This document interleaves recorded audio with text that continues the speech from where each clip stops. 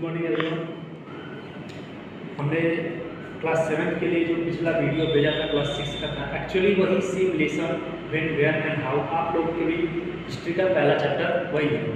बस थोड़ा सा जो डिफरेंस है वो बहुत ज़्यादा डिफरेंस नहीं, थोड़ा सा ही है जो कि हम अब जो कि आपको अगली वीडियो में जब अगला हिस्ट्री का चैप्टर पढ़ाएंगे तो उसमें उसको इन्वॉल्व कर दिया जाएगा।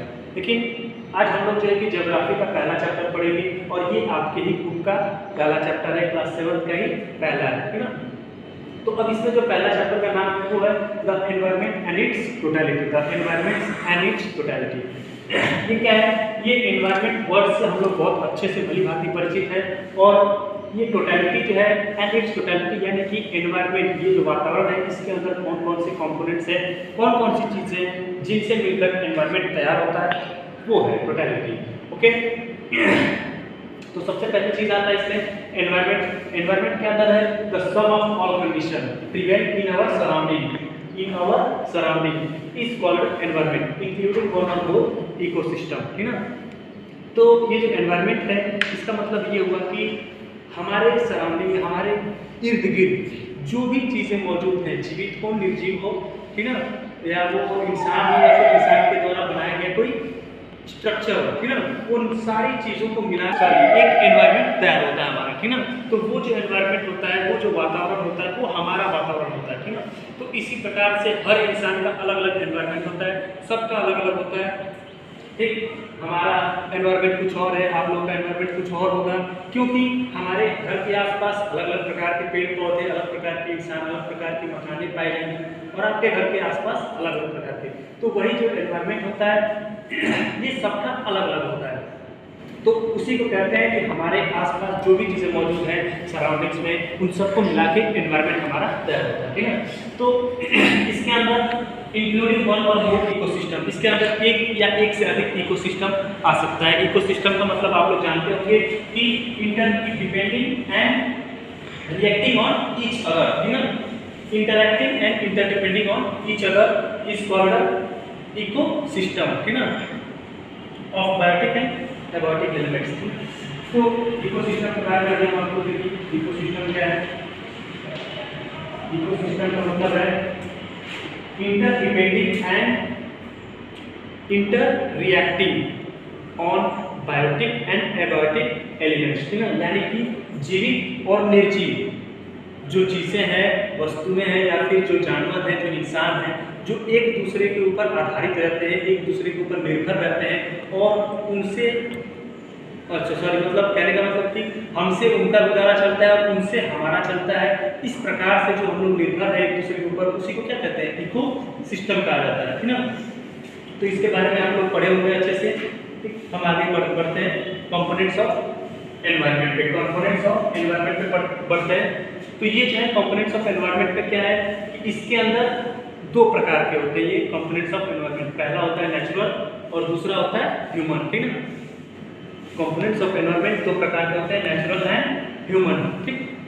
तो अब नेचुरल में क्या हो जाता है? नेचुरल में आ जाता है बायोटिक और एबायोटिक। ह्यूमन में आ जाता है सोसाइटी एंड मैन-मेड स्ट्रक्चर्स, ठीक है। तो अब इसके अंदर क्या है? नेचुरल में ये जो बायोटिक है, एबायोटिक है, हम सबको पता होना चाहिए कि ये बायोटिक का मतलब है कि लिविंग एलिमेंट्स, लिविंग थिंग्स, ठीक है, लिविंग थिंग्स। और एबायोटिक का मतलब हो जाता है नॉन लिविंग थिंग्स, यानी कि प्रकृति द्वारा हम लोगों को दो ही प्रकार की चीज़ें मिल सकती हैं, एक या तो जीवित मिलेगी और दूसरा या फिर निर्जीव मिलेगी। जैसे मान लीजिए कि जो पानी है वो हमको प्रकृति ही प्रदान करता है, लेकिन वो क्या है? वो एक एबायोटिक एलिमेंट है, वो एक निर्जीव पदार्थ है, ठीक है। और वहीं पे प्रकृति हमको पेड़ पौधे प्रदान करते हैं, ठीक है। तो जो पेड़ पौधे हैं वो बायोटिक में आ जाएंगे क्योंकि वो लिविंग थिंग्स है, ठीक है। तो ये दो प्रकार से डिवाइडेड है नेचुरल एनवायरनमेंट। अब ह्यूमन एनवायरनमेंट आता है, तो ह्यूमन एनवायरनमेंट के अंदर ये भी दो प्रकार में है, दो भाग में इसको डिवाइड किया गया है। पहला है सोसाइटी और दूसरा है मैन-मेड स्ट्रक्चर्स, ठीक ना। तो सोसाइटी और मैन-मेड स्ट्रक्चर्स में इनमें फर्क क्या है?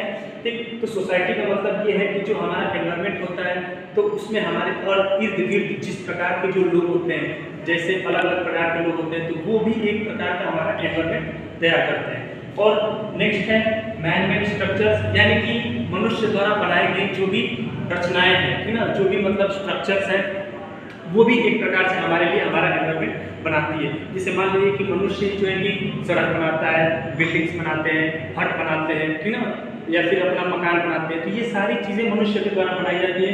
तो वो भी एक प्रकार से हमारे एनवायरनमेंट के पार्ट में शामिल हो जाता है ना। तो ये था एनवायरनमेंट और कंपोनेंट्स ऑफ एनवायरनमेंट, ठीक ना। इसके अंदर अगर आपको कोई डाउट हो, कोई भी प्रॉब्लम हो, आप पूछ सकते हैं। तो हम लोगों ने देखा कि जो कंपोनेंट्स ऑफ एनवायरनमेंट हैं वो दो प्रकार के होते हैं, नेचुरल और ह्यूमन। अब नेक्स्ट हमारा आता है कि natural environment, the physical components of natural environment is divided into 3 parts. Natural environment का जो भौतिक कंपोनेंट है, ठीक है, उसको हम लोग जो है कि 3 भागों में डिवाइड, 3 भागों में 4 पार्ट्स, ठीक है, इज डिवाइडेड इनटू 4 पार्ट्स। इसको हम लोग जो है कि 4 भागों में डिवाइड कर सकते हैं, ठीक। Lithosphere, hydrosphere, atmosphere and biosphere, ठीक ना। तो ये physical components of natural environment है। ये जो हम लोग देख रहे हैं ये physical components of natural environment के हैं, ठीक ना। तो इसको हम लोग 4 भागों में डिवाइड कर सकते हैं, lithosphere, hydrosphere, atmosphere and biosphere. अब एक एक करके इनके बारे में जानते हैं कि ये लिथोस्फीयर क्या है। सबसे पहले हम लोग इस स्फीयर को जान लेते हैं कि ये स्फीयर बार-बार आ रहा है, वास्तव में इसका अर्थ क्या होता है। तो स्फीयर का मतलब हो सकता है जोन, हो सकता है,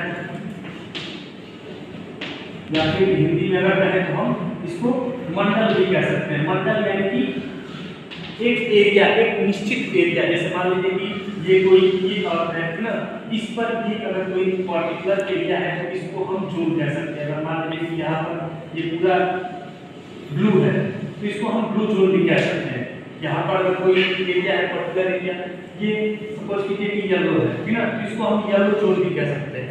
इस प्रकार से ये लिथोस्फीयर होता है, हाइड्रोस्फीयर होता है, एटमॉस्फेयर होता है और बायोस्फीयर होता है। इसको हम कैसे जो है कि अलग-अलग तरीके से जानेंगे कि अर्थ में कहाँ पे लिथोस्फीयर पाया जाता है और किस हिस्से पे हाइड्रोस्फीयर पाया जाता है, कहाँ एटमॉस्फेयर और कहाँ बायोस्फीयर। तो सबसे पहली चीज है लिथोस्फीयर, ठीक। लिथोस्फीयर में यहाँ की जो लिथोस देख रहे हो, लिथो का मतलब हो जाता है रॉक, क्या हो जाता है, रॉक हो जाता है, ठीक है। तो रॉक स्फीयर, अभी हमने बताया स्फीयर का मतलब होता है जोन या एरिया। तो यानी कि जहां पर हमको अर्थ पे रॉक मिलेगा, चट्टान मिलेंगे, बड़े बड़े पत्थर मिलेंगे, उसको हम लिथोस्फीयर कहते हैं। तो ये जो लिथोस्फीयर है ये जमीन के अंदर, अर्थ के सरफेस के नीचे बहुत बड़े बड़े चट्टान पाए जाते हैं।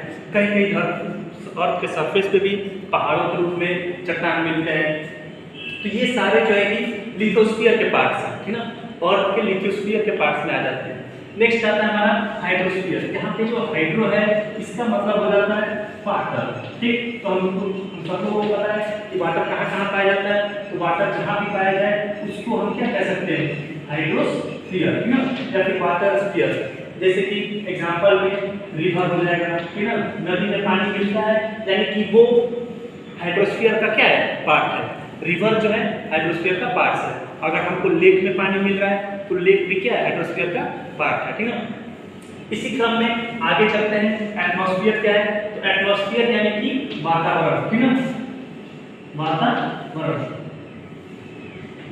एटमॉस का मतलब क्या होता है, एटमॉस का मतलब होता है एयर, क्या होता है, एयर। यानी कि अर्थ के जिस हिस्से में हमको हवा मिले, जहां पर भी हवा मिलता है वो सब हमारा क्या आ जाता है, एटमॉस्फेयर बन जाता है, यानी एटमॉस्फेयर का पार्ट हो जाता है। तो हम लोग इस वक्त जहां भी रहते हैं, जहां कहीं भी जाते हैं घूमने फिरने, तो वो वहां पर हवा हमको जरूर मिलती है।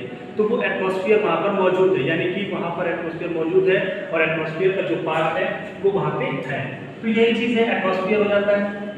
नेक्स्ट आता है बायोस्फीयर। तो बायोस्फीयर क्या है, बायो या मतलब जीवित वस्तु, यानी कि लिविंग थिंग्स, ठीक है।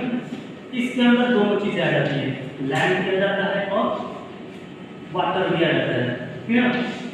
कहने का मतलब ये है कि लैंड और वाटर यानी जमीन और पानी, इन दोनों जगहों पे जहां कहीं भी जीवित चीज पाई जाती है, अगर जमीन पर पाया जाता है जीवित वस्तु, जीवित चीजें, पानी में पाया जाता है, ठीक ना, तो वो जो है वो क्या है, बायोस्फीयर, यानी कि वहां पर जीवित चीजें रह रही है, लिविंग थिंग्स पाई जा रही है, तो वो बायोस्फीयर का एक पार्ट है, ठीक ना। तो जैसे धरती के सतह पर भी हम देखते हैं अलग अलग प्रकार के जानवर पाए जाते हैं, इंसान पाए जाते हैं, तो ये सब लोग क्या है, बायोस्फीयर के पार्ट हैं। अगर हम लोग पानी में जाते हैं तो पानी में देखते हैं मछलियाँ मिलती हैं, ठीक, और भी बहुत सारी चीज़ें मिलती हैं, बहुत सारे वहाँ पर जो है कि अलग अलग प्रकार के जीव मिलते हैं, तो वो भी क्या है, बायोस्फीयर के पार्ट है, ठीक है ना।